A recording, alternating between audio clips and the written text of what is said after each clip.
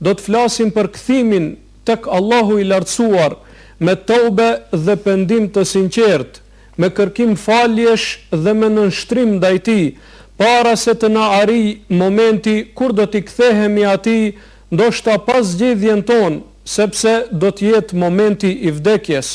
Andaj tema e sodit është shumë e rëndësishme, sepse ka të bëjë me një çështje esenciale për muslimanin, çështje esenciale për fenë dhe dinin e muslimanit.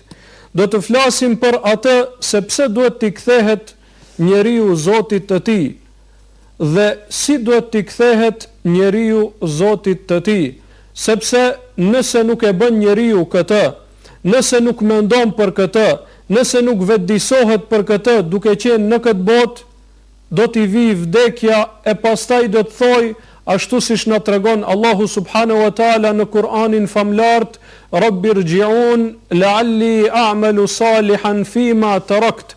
Do të thot, o Zoti im, më kthe mua edhe një herë në këtë botë, ndoshta do të bëj vepra të mira, sepse deri më tani nuk kam bërë. Mirë po, a do t'i jepet kjo mundësi atij shpirti mëkatar që të kthehet edhe një herë në këtë botë dhe të bëj vepra të mira dhe ta përmirësoj atë që i ka ngelur? A do t'i jepet kjo mundësi? Jo vallahi, nuk do t'i jepet kjo mundësi atij shpirti.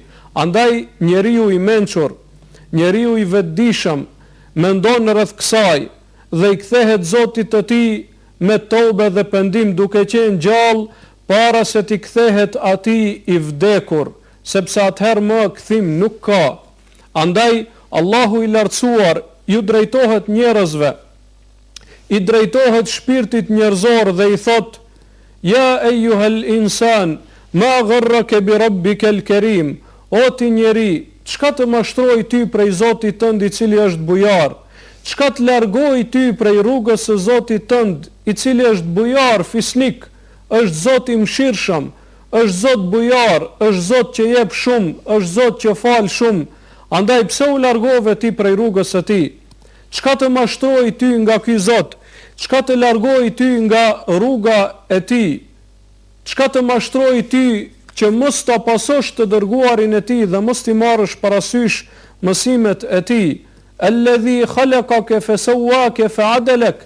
Ai i cili të krijoi, të dha formën dhe të drejtoi, të mundsoi që të ecësh në formë të drejtë dhe krenare, për dallim nga shumë prej krijesave të tjera, për dallim prej kafshëve të cilët ecin në formë të nënçmuar, pra me 4 këmbë.